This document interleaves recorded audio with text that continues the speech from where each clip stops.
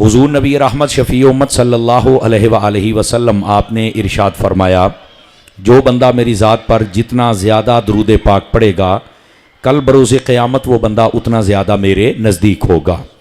اس واسطے کثرت محبت اور شوق کے ساتھ درود پاک پڑھا کیجئے۔ اللہ کریم ہم سب کو عمل کی توفیق عطا فرمائے۔ دوستان مکرم، ہمارا جو اسلام ہے یہ ہمیں ابتدا جس دن انسان پیدا ہوتا ہے اس دن سے لے کر انتہا یعنی جس دن وہ دنیا چھوڑتا ہے اس دن تک کا مکمل نصاب اور مکمل پیکج اسلامی تعلیمات کی روشنی میں اسلام ہمیں فراہم کرتا ہے۔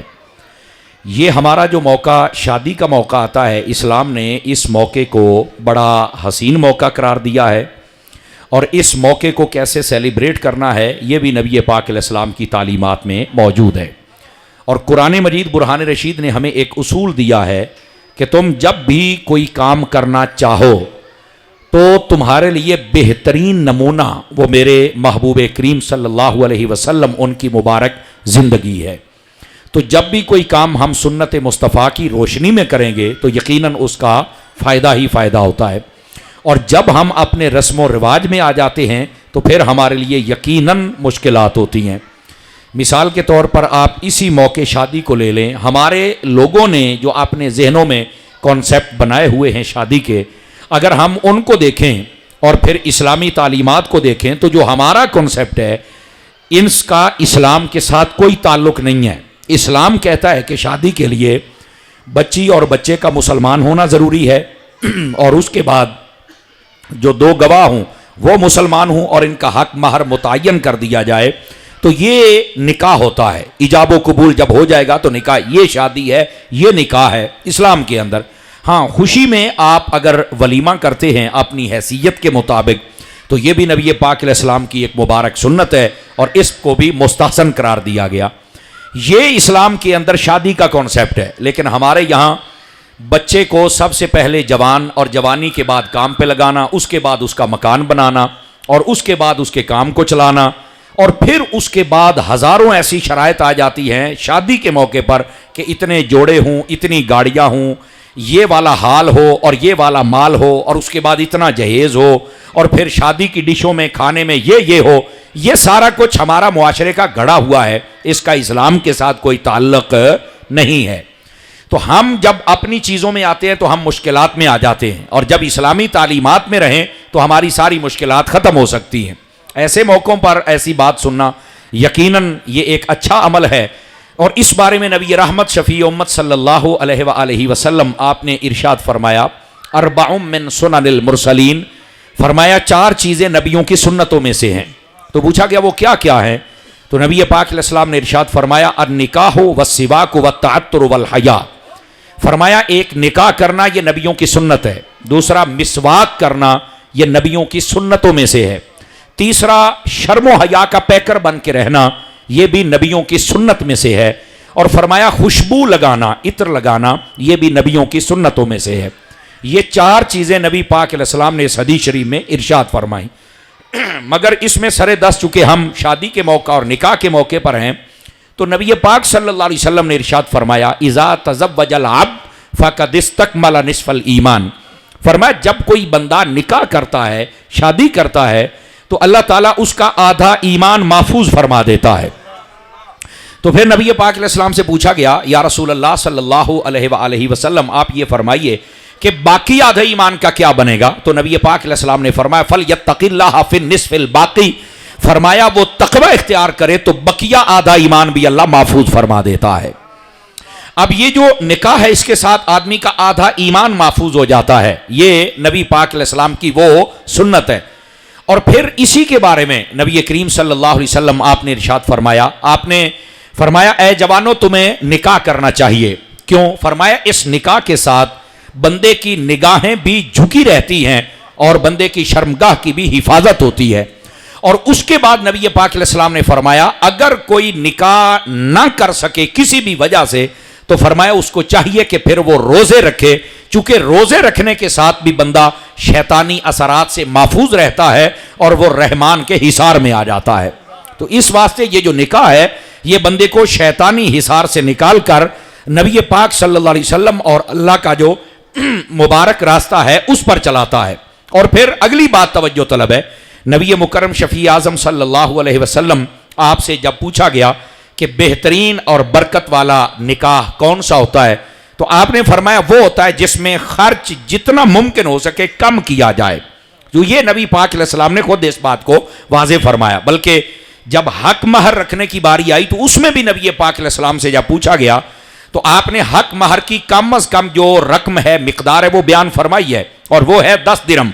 फरमाया अकल्लुल महर आशरतु दराहिम, फरमाया कम अज कम हक महर की जो कम अज कम मिकदार है वो 10 दिरहम है। और ये दिरहम अगर आज के एतबार से देखे जाएं तो ये तकरीबन कोई 6-7 हज़ार के करीब रकम बनती है। लेकिन उलमा फरमाते एहतियातन 10,000, या फिर मोहब्बत वाला हो तो 11वीं के 11,000 कर ले, नबी पाक की 12वीं के 12,000 कर ले। तो वो जितनी मोहब्बत और जितना आप जिस निस्बत को चाहें आप अपना सकते हैं। लेकिन नबी पाक अलैहिस्सलाम ने फरमाया कि इतना ज्यादा हक मार नहीं होना चाहिए कि औरत को सारी जिंदगी मिले ही ना। इसी वास्ते नबी पाक ने फरमाया औरत की खुशनसीबियों में से यह है कि उसका जो हक महर है वो कम हो लेकिन उसे मिल जाए, ये उसकी खुशनसीबियों में से है। और यहां पर हमारे मुआशरे की बाज़ औरतें, जब औरत को हक महर दिया जाता है वो 10,000 हो या 20,000 हो, तो बूढ़ी औरतें फौरन वो हक महर पकड़ लेती हैं और कहती हैं ए मसीते दे आओ। हालांकि इस्लाम कहता है कि ये औरत का हक है, वो अपने पास रखे, जैसे मर्जी उसका इस्तेमाल करे। वो अपने शौहर को भी दे सकती है, मस्जिद में भेज सकती है, लेकिन ये उस औरत का, उस बच्ची का हक है। ये किसी और औरत को हक हासिल नहीं है कि वो वहां मशवरा दे और उसे छीन ले वहीं पर और कहे कि मसीते घल दे जी साडे इदा ही रिवाज चलता है, वे तुहाडे जिद्दां दा भी चले, शरीयत का रिवाज हो रहा है। तो इस वास्ते ये उस औरत का हक होता है और ये उसी को ही मिलना चाहिए, वो उसको अपने पास रखे और इस्तेमाल करे। बल्कि मुफ्ती अहमद यार खान नईमी रहमतुल्लाह अलैह आपने इस बात को लिखा है, ये कई हजरात पहली मरतबा सुनेंगे, फरमाया हक महर वाला पैसा ये बरकत वाला पैसा होता है। अगर वो बीवी अपने शौहर को दे दे कि इसको कारोबार में शामिल कर ले तो बुजुर्ग फरमाते उसमें बरकत आ जाती है, यानी ये ऐसी बरकत वाली चीज है। तो इस वास्ते ये उससे छीनना नहीं चाहिए, ये औरतों को ऐसा अमल नहीं करना चाहिए। तो नबी पाक अलैहिस्सलाम की जो तालीमात हैं वो निकाह के बारे में ये हैं। बल्कि आका करीम अलैहिस्सलाम ने यहां तक इरशाद फरमाया, हमारे मुआशरे में ये होता है कि जब कारोबार शुरू हो जाएगा तो फिर हम देखेंगे निकाह करना या नहीं, जबकि नबी पाक की हदीस क्या कहती है, फरमाया इल्तमिसुर रिज़्क़ बिन निकाह, फरमाया तुम निकाह करो, अल्लाह ताला तुम्हें इस निकाह के जरिए से रिज़्क़ अता फरमा देगा। यानी ये जो निकाह होता है इसके बारे में सूफिया कहते हैं कि आने वाली जो बच्ची हमारे घर आती है, फरमाया कि वो अपना नसीब और अपना रिस्क लेके आती है और उसके साथ बंदे के रिस्क के दरवाजे खुल जाते हैं। लेकिन हमें होता है कि जनाब शादी हो जाएगी तो पता नहीं कितना कर्जा चढ़ जाएगा। बात वही है कि शादी अगर हमारे रस्म और रिवाज के मुताबिक होगी तो यकीनन हम तंग होंगे, और अगर इस्लाम के रिवाज के मुताबिक होगी तो यकीनन बरकतों का दरवाजा खुल जाएगा। तो इस वास्ते फरमाया कि ये जो निकाह है इसके जरिए से भी तुम अपने रिस्क को तलाश करो, यानी निकाह करने से भी बसा औकात बंदे के रिस्क में इजाफा हो जाता है। तो इस वास्ते ये बरकत वाली चीज है। इसके साथ ये नहीं कि निकाह हो जाएगा तो पता नहीं क्या है, इस्लाम और नबी पाक की सुन्नत के मुताबिक किया जाए तो बरकत ही बरकत है। बल्कि इसके बारे में रहमत आलम सल्लल्लाहु अलैहि वसल्लम आपने इरशाद फरमाया कि ये जो निकाह है ये मेरी सुन्नत है, और इसके बारे में करना क्या, आलिनु हाज़न निकाह, फरमाया इस निकाह के बारे में अपने दोस्त अहबाब को बताया करो, और उसके बाद वजअलूहु फिल मसाजिद, फरमाया ये मसाजिद में तकरीबें किया करो निकाह की। मुझे पता चला कि हमारे भाई गुलाम इलियास साहब, इनका निकाह हमारे मुर्शिद के बेटों ने पढ़ाया, माशाल्लाह, अल्लाह इनको बरकत अता फरमाए, और यकीनन मस्जिद में हुआ तो इसकी बरकत ये भी देखेंगे और सारा खानदान भी देखेगा। और हमारी भी दुआ है अल्लाह करीम इसकी बरकत इस सारे खानदान को नसीब फरमाए। और ये एक अच्छा तरीका है, इस तरीके के मुताबिक बाकी अहबाब को भी निकाह करने की तौफीक अता फरमाए। और जितने भी बिस्मिल्लाह जितने भी अहबाब व हजरात हैं और मेहमान तशरीफ ला रहे हैं, अल्लाह करीम इन सबको भी इन्हीं तरीकों के मुताबिक निकाह की तकरीब अदा करने की तौफीक अता फरमाए। मुफ्ती अहमद यार खान नईमी रहमतुल्लाह ताला अलैह आपने इस हदीस के तहत लिखा है, वो फरमाते हैं कि अगर निकाह जुमे वाले दिन हो और मस्जिद में हो तो डबल बरकत मिल जाती है। माशाअल्लाह, अलामा साहब फरमा रहे हैं कि अल्लाह ने हमें जो सादत दी कि हमारा निकाह भी जुमे वाले दिन ही हुआ है और फिर मस्जिद में हुआ है, ये बरकत वाली बात है। तो ये छोटी छोटी चीजें होती हैं, लेकिन इसके साथ जो बंदे को सुकून मिलता है, बरकत मिलती है, वो बंदा शुमार भी नहीं कर सकता। तो इस वास्ते नबी पाक अलैहिस्सलाम ने इसके बारे में ये फरमाया। रह गई बात मुआशरे की, तो नबी पाक अलैहिस्सलाम ने मुआशरे की तरबियत भी फरमाई। आपने एक मरतबा इरशाद फरमाया, مسکین ہے مسکین ہے مسکین ہے 3 مرتبہ فرمایا. تو صحابہ نے پوچھا حضور کون ہے مسکین, کس کی بات آپ ارشاد فرما رہے ہیں؟ فرمایا جس کی بیوی نہیں وہ مسکین ہے. اور اسی طرح پھر فرمایا مسکین ہے مسکین ہے مسکین ہے. کہا حضور اب کون؟ فرمایا وہ عورت جو جوان ہے پر اس کا شوہر نہیں ہے, فرمایا وہ بھی مسکین. تو نبی پاک نے فرمایا, صحابہ نے فرمایا حضور اگرچہ وہ مال و دولت والے ہوں؟ فرمایا ہاں اگرچہ مال و دولت والے ہوں پھر بھی وہ مسکین ہوتے ہیں. اب دیکھیں کئی بندے ہوتے ہیں جن کی شادیاں نہیں نہ ہوتی تو ان کو ایک موقع آتا ہے جب پتہ چلتا ہے. آپ نے دیکھا ہوگا یہ 3 دن پہلے عید سے 1 دن پہلے انٹرویو چلا ہے شیخ رشید کا. یہ پاکستان کا ایک مشہور سیاستدان ہے, اس نے ساری زندگی شادی نہیں کی, لیکن جب اس سے پوچھا جاتا تھا تو اتنا بےہودہ جواب دیتا تھا کہ باعزت بندہ اس کو نہ کسی عزت والے بندے کے سامنے جواب دے سکتا ہے اور نہ ایسی بزم میں اس کا ذکر کر سکتا ہے. ایسا بےہودہ جواب دیتا تھا. لیکن اب اس دن رو رہا تھا. کسی نے پوچھا کہ اب آپ اس عمر میں ہیں تو آپ کیا کہنا چاہیں گے؟ تو رونے لگ پڑا اور رو کے کہتا میرا اس جہاں میں کوئی بھی نہیں ہے. میں نے کہا ظالمو اگر نکاح کی تم نے مخالفت نہ کی ہوتی تو آج ایسے تنہا بیٹھ کے نہ روتے. آج دیکھو خدا نے تمہیں وہ دن دکھایا ہے کہ جوانی میں تم بدماشیاں کرتے رہے اور کمینگی کرتے رہے. آج وہ موقع آ گیا کہ تم اپنے پاؤں کاٹ کے رو رہے ہو کہ آج میرے بیوی بچے ہوتے کسی کے پاس میں بھی بیٹھتا, کوئی مجھے بھی سنبھالتا. لیکن ساری حیاتی ان لوگوں نے وہ بازاری عورتوں کے ساتھ گزاری ہے. آج دیکھ لو کہ ان کو سنبھالنے والا کو نہیں. یاد رکھو ایسے لوگوں کا نام و نشان مٹ جائے گا. یہ کسی عہدے پر دنیا کی 4 دن کی کر و فر ہوتی ہے کہ یہ سمجھتے ہیں کہ ہم جو چاہیں گے وہ ہو جائے گا. نہیں بھائی نہیں, نبی پاک کی سنت کے مطابق چلو گے تو پھر ہی تمہیں عزت ملے گی. اسی طرح جو عورتیں شادیاں نہیں کرتی, کئی عورتیں ایسی ہوتی ہیں, یہ بچوں میں بھی اب تو رواج آ گیا, اپنی پسند بتاتے ہیں میں نے شادی کرنی ہے تو یہ شرط ہو یہ شرط ہو یہ شرط ہو. شرطاں مناؤندے 40 سالاں دے ہو جاندے نے. اور اسی طرح کئی عورتیں جو 2-4 جماعتیں زیادہ پڑھ جائیں تو وہ بڑی اپنے آپ کو اپ ٹو ڈیٹ سمجھتی ہیں اور وہ بھی کہتی ہیں انجدہ ہوئے تے انجدہ ہوئے تے انجدہ ہوئے. اور بعد میں جب شادی ہو جاتی ہے کسی, ظاہر سی بات ہے کون کتوں تینوں لبے تیری پسند آ بھائی. اور بعد میں جب شادی ہو جائے, یہ ایک چٹکلا بھی ہے, او جناب ایک عورت سی نا, اس نے بڑی شرطیں رکھی ہوئی تھی, جدو 40 سالاں دی 45 دی ہوگی نا تو وہ اپنی شرطاں دے مطابق انہوں نہ لبا تو انہوں نے پھر آکھیا وہ کسے نال تے کرا لیا, پھر انہیں ویاہ کرا لیا تو پھر او دے ورگا ہی لبا تو دے سر دے وال بھی کوئی نہیں سی. اگر کسی کے نہ ہوں تو پریشان نہ ہو, میں بات سنا رہا ہوں.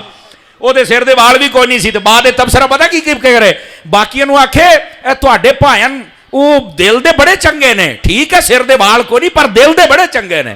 انہوں نے آکھیا بھی اسے تنوں پوچھیا بھی وال سر دے ہے نے یا نہیں, دل دے چنگے ہے نے یا نہیں. تو تم نے شرطیں ایسی رکھی تھیں کہ اب وقت گزر گیا تے ہن تینوں اے گنجا ہی لبنا سی نا. اس واسطے میں نے پھر کہا ہے کہ اگر کسی کے بال نہ ہو تو آپ ناراض نہ ہوں. میں صرف سمجھا رہا ہوں جو عمر ادھیڑ ہو جاتی ہیں اور پھر بعد میں چل کے وہ شادی کرتی ہے, اس وقت ایک بچہ پیدا ہونے کے بعد خود بوڑھی ہو جاتی ہیں اور پھر نہ بچے بڑے ہو کے سنبھال سکتے ہیں اور چھوٹے چھوٹے بچے رول جاندے ہیں. تو اسلام نے کہا بالغ ہونے کے بعد آپ شادی کریں اور جب تک آپ جوان ہوں گے تو آپ کے بچے بھی ماشاءاللہ جوان ہو جائیں گے. اور جنہوں نے بر وقت شادیاں کی ہیں گناہوں سے بھی بچ جاتے ہیں, اولاد پیدا ہو جاتی ہے, وہ بھی ان کا بست و بازو بن جاتی ہے. اور جو لیٹ کرتے ہیں زمانے کے اندر بڑے بڑے گناہوں میں ملبس رہتے ہیں اور اس کے بعد پھر پریشانیوں کا سامان ایسے ہوتا ہے اور روتے پھر ایسے ہیں جیسے شیخ رشید آج رو رہا ہے. تو میں نے کہا پتہ چلا سنت مصطفیٰ میں کتنی طاقت ہے. میرے نبی نے تو 11 شادیاں فرمائی تھی اور یہ تو لوگ ایک کر کے راضی نہیں, جبکہ 4 کا اسلام میں حکم دیا گیا ہے. یہ 4 بھی اس وقت ہے کہ جب آپ انصاف کر سکیں, شوقیہ نہیں کہ کیتی آؤ تو چھڈی آؤ, کیتی آؤ تو چھڈی آؤ. اس کے ساتھ بھی اسلام ناراض ہوتا ہے کہ آپ کسی کی بیٹی کے ساتھ کھلواڑ نہیں کر سکتے. آپ جب انصاف قائم کریں تو پھر آپ کو نکاح کرنا چاہیے. لیکن بات یہ ہے کہ اسلام اپنی ایک طاقت رکھتا ہے, ایک پاور رکھتا ہے. بڑا سے بڑا فرعون ہونا تو اسلام اسے بھی ایک دن, اور جی میں کہتے ہیں نا پنجابی, نت پا کے اپنے سامنے جھکا لینا بھی تو اپنے منہ بول ہونے کی گل ہے, جیسے یہ چھیدہ ٹلی بول رہا ہے. تو میں بات یہ بتا رہا ہوں کہ اسلام کی حدوں کو کبھی نہ کراس کیا کرو اور بڑے بن کے بات کرنے کی کوشش نہ کیا کرو. اور ہم جب ایسا بات کرتے ہیں تو کئیوں کو تکلیف ہوتی ہے. میں نے کہا بیٹا جتنی دیر ہم زندہ ہیں نا اتنی دیر تک تو دشمن کی آنکھ میں پھڑکتے ہی رہیں گے نا جی, اتنی دیر تک تو حق بات آپ کو سناتے ہی رہیں گے. اور یہی بات ہمارے ملک کے اندر, یہ توجہ کریں سارے حضرات, ایک قانون بنایا گیا کہ 18 سال سے پہلے کوئی شادی نہیں کر سکتا. میں ساری پارلیمنٹ والوں نے جنہوں نے قانون بنایا میں ان کی مذمت کرتا ہوں. اور میں ان کو کہتا ہوں یہ قانون آپ کو واپس لینا چاہیے, آپ کو شرم آنی چاہیے. میں کہتا ہوں آپ بتاؤ جب سیدہ کائنات کا نکاح ہوا تھا تو عمر کتنی تھی؟ نبی کی باقی 3 بیٹیوں کا نکاح ہوا تو عمر کتنی تھی؟ آپ کو شرم آنی چاہیے. آپ یہ قانون نہیں بنا سکتے. 18 سال کے بعد اگر شادی پہلے کوئی نہیں کر سکتا تو جتنی جوانی سے بچے جوان ہو رہے ہیں تیزی کے ساتھ, یہ تو گناہوں میں ملوث ہو جائیں گے. تم نے نکاح کا دروازہ بند کر دیا, تمہیں بدکاری کا دروازہ بند کرنا چاہیے تھا. لیکن یہ کمینے لوگ ہیں, انہوں نے نکاح کا دروازہ بند کیا ہے, بدکاری کا دروازہ کھول دیا. 18 سال تک یہ نوجوان کیا کچھ نہیں کرتے رہیں گے. پھر مخلوط تعلیم ہے, اور آج کل موبائل نے ویسے ہی بیڑا غرق کر دیا. تو ایسے قوانین نہیں بنانے چاہیے جو اسلام کے متصادم ہوں یا ٹکرائیں. یہی وہ قانون ہے جنہوں نے آ کر اسلام کی دھجیاں اڑائی ہوئی ہیں, اور یہ معاشرہ بے رہروی کا شکار ہے. اور پھر لوگ کہتے ہیں کہ اولاد نافرمان ہے, اور یہ ہو گیا تو وہ ہو گیا. جب اسلام کو اپنے قدموں تلے روندو گے تو پھر تمہارا یہی اثر ہوگا. اسلام کو تو اللہ پھر عروج ہی عطا فرما دے گا نا.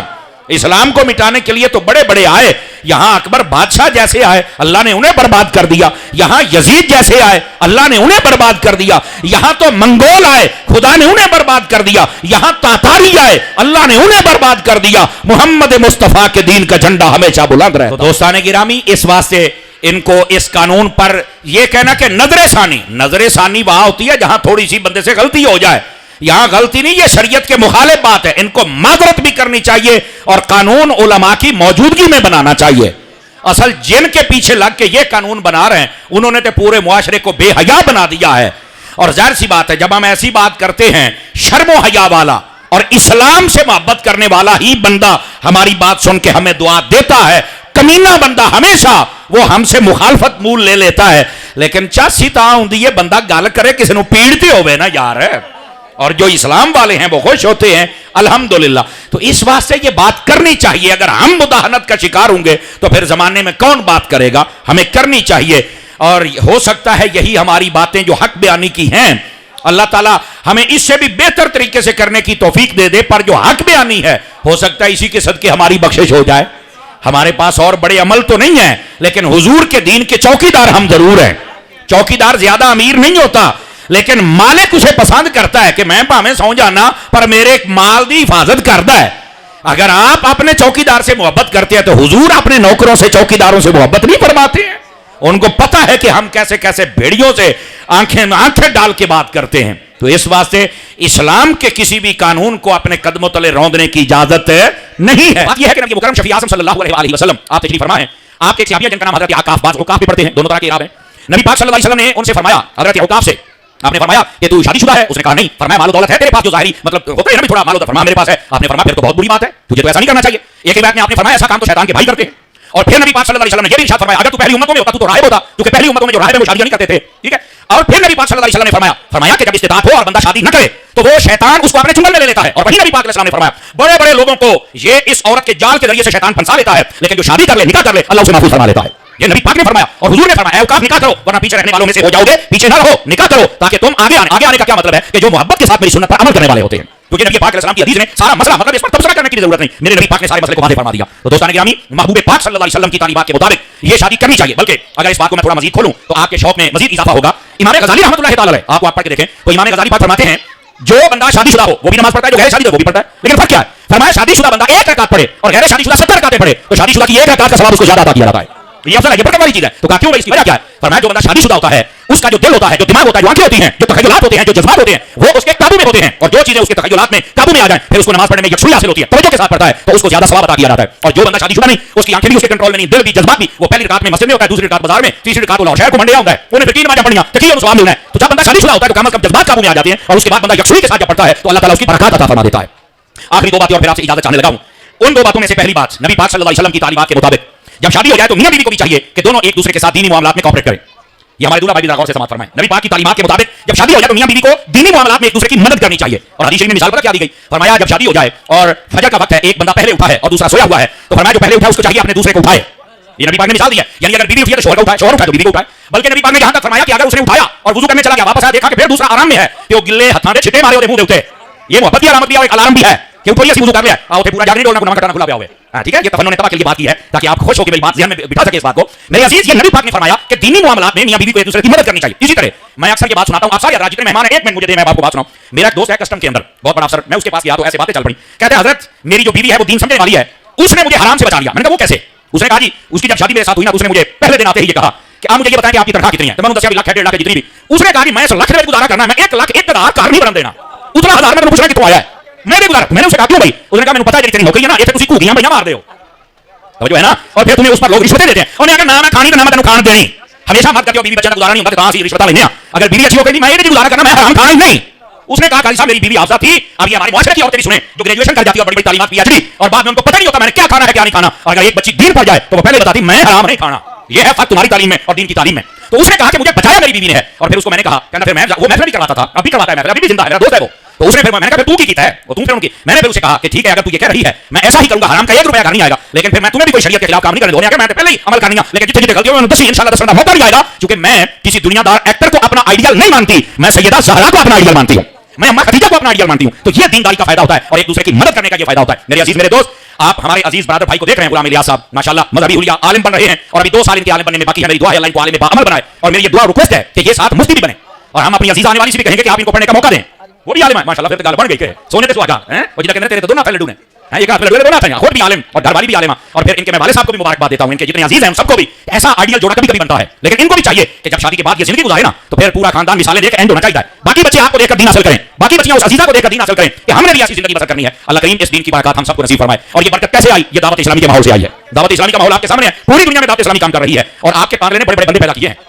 یہ میں آپ کو بڑے بڑے بندے پیدا کیے ہیں آپ کے تانگلے نے الحمدللہ. تو انشاءاللہ ہمارا بھائی بھی بہت آگے جائے گا. اللہ تعالیٰ ہم دعا کرتے ہیں اللہ کی بارگاہ میں اللہ ان کو عروج اور ترقی عطا فرمائے, ان سے دین کا کام لے اور یہ کھل کر دین کا کام کریں. اور ان کے والد سے, بھائیوں سے, گھر والوں سے میں گزارش کروں گا اپنے بچے کو اور سپورٹ کیجیے انشاءاللہ. نبی پاک علیہ السلام کے پاس 2 بھائی آئے, انہوں نے کہا ہم نے دین بھی سیکھنا ہے اور کام کرنا ہے, تو کیا کریں؟ نبی پاک نے فرمایا ایک بھائی میرے پاس رہ کے دین سیکھ لے, دوسرا کاروبار کو دیکھے. وہ جو کاروبار کرنے گیا نا, وہ جو 1.5 گزریا تو کسی نے نا اس کا ذہن تھوڑا بدلنے کی کوشش کی کہ تو کاروبار کرتا رہنا, تیرا پر ہاتھ ہوتے بیٹھا مسیح ویل جناب پڑھی رکھتا ہے, یہ ہوتا ہے کہ جانو. تو وہ آ گیا نبی پاک کے پاس, یا رسول اللہ یہ ایتھے بیٹھا رہندا ہے تے یہ بھی آوے نا کاروبار کرے. نبی پاک نے فرمایا جڑا تینوں لبدا پیا وہ بھی یہ سمجھے لبدا پیا ہے.